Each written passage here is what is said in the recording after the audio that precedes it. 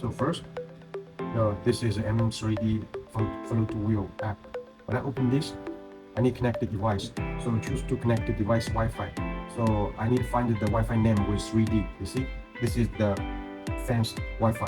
So choose connect. Okay, connected, right? But at the same time, I need to. Okay, there's a notice here. The Wheel network has no internet access. Connect anyone. You absolutely choose yes, because the fan's Wi-Fi is not with internet. So I will choose connect. Yes.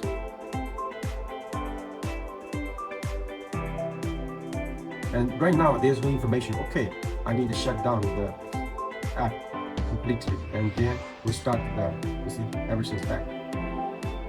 Right. So and then I can choose launch, start late, allow.